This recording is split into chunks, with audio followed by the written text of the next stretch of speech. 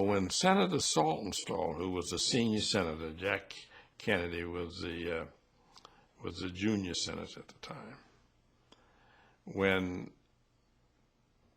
he decided to retire, the governor thought about running for the Senate seat. Elliot Richardson, who was then the lieutenant governor, wanted to run for the Senate seat, and all of the Massachusetts Republican congressmen wanted to run for the Senate seat. But by that time, I had perhaps the most powerful, strongest political organization in the state. And I said, I want to run for the Senate seat. The governor said, well, I'm thinking about running for it. I said, well, if you want to run for the Senate, then I will bow to you and I'll run for governor. But I'd much rather run for the Senate.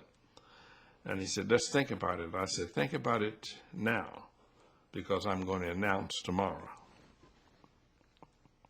You really held his feet to the fire. I mean, clearly, how did you manage to create that kind of strong political organization? One, because I had a wonderful staff, a very talented staff of young lawyers and investigators and administrators. And we had the faith and the confidence of the Massachusetts voters. I had coordinated the Boston Strangler case. Yeah, that was another thing. That was tremendous in terms It's of... still going on. As a matter of fact, they've exhumed the bodies. DNA has come into it now, and it's a never-ending proposition. I stepped in, which was using a power which had never been used before, brought all the district attorneys, because there were 5 different counties and cities involved, together to coordinate, and started what was called a Boston Strangler Task Force. And I brought in Peter Herkos, the mystic, to come up, and so it was quite the thing. But when I left that office, or was about to leave that office, and I probably would have stayed there had everybody stayed put. In other words, if Saltonstall run for re-election, he vote for re-election to governor. But when Saltonstall stepped down, the very next day, I had a press conference and said, I am a candidate for the Republican nomination for United States Senate. Did you really assume that you had a chance to win? I mean, yes. I did. I thought I could be nominated, and I thought I could be elected. In the face of the history that you were looking at as far as black people being elected to the Senate, you still thought you can do this? Never gave me a minute's doubt. Why? Where did that come from? That's the confidence. The confidence. I was never denied a nomination for any office I sought in Massachusetts by the Republican Party.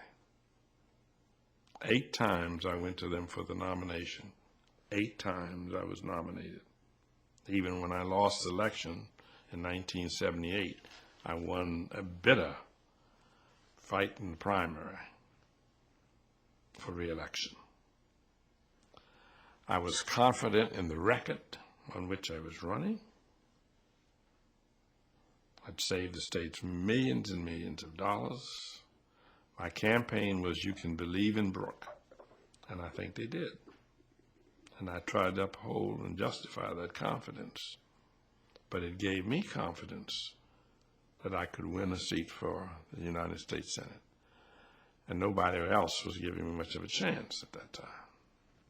I would think so. I mean, they had no reason. Had no reason. I had lost 3 times, 3 elections in Massachusetts. By that time, I had won 2, because I'd won for Attorney General in '62, and I was reelected in '64, and I was reelected with the largest plurality in the history of Massachusetts. My plurality, not the vote, the plurality was 800,000 votes.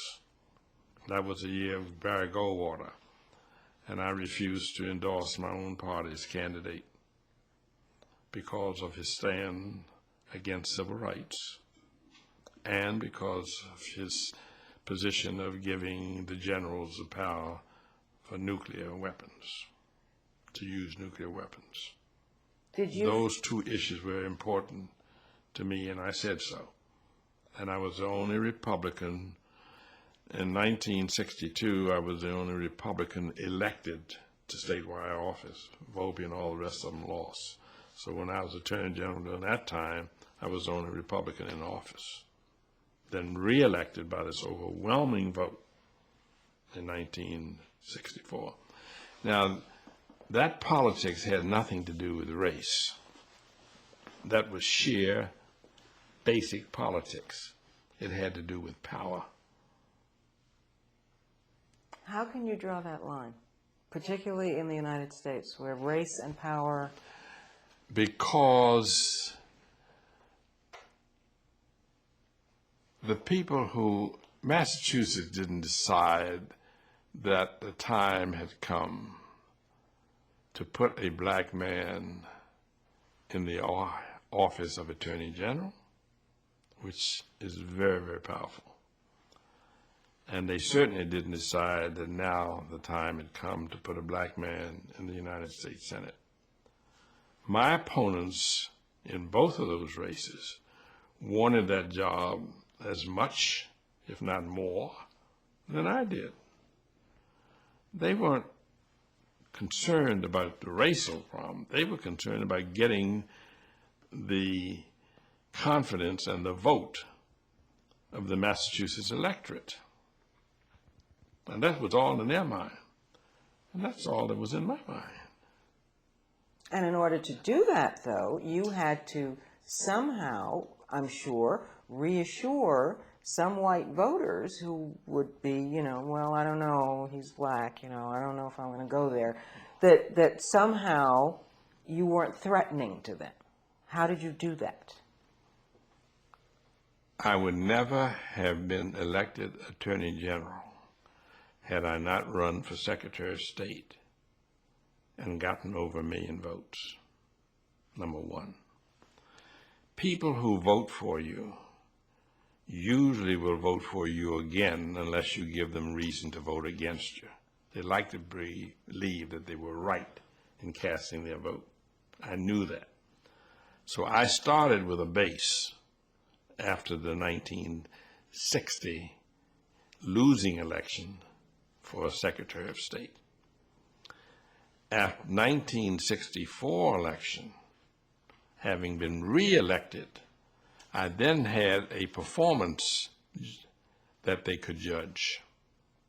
Not what I said I would do, but what I had done. And they could look at the record, and that's what I asked them to do. I went to a place one, and the guy said to me, you're a Republican, and said, all of us in here are Democrats. And I said, well, I won't hold that against you.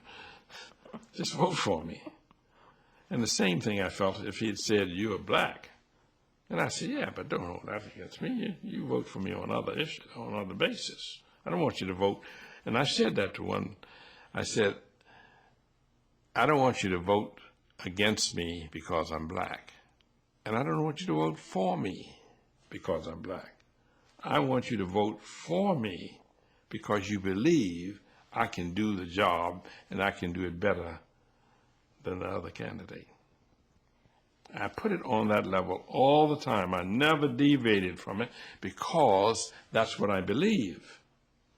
That people should make these kinds of decisions on the basis of merit. Exactly. But the reality is, in this society, I never succumbed to the reality. I never let that deter me. It was not a deterrent for me. When I stood up there and said, I am a candidate for the Republican nomination for the United States Senate, I wasn't talking as a black man or a white man. I was talking as a man. And I believed that. And I believed I had proven to the people up there that they could believe in me and that I could do the job. Vietnam was upon us. There were many issues out there. Nuclear weapons was upon us, poverty. I was running against a backlash. George Wallace, racial issues were never as flagrant in this country as they were when I was a candidate. And I knew that, but I was not going to let that deter me from running, and I didn't. And I think we won the election against the Democrat by 280,000 votes or something like that in a Democratic state with Kennedy there. And Kennedy was running. How did you feel when the victory was declared? Elated, overjoyed, overwhelmed.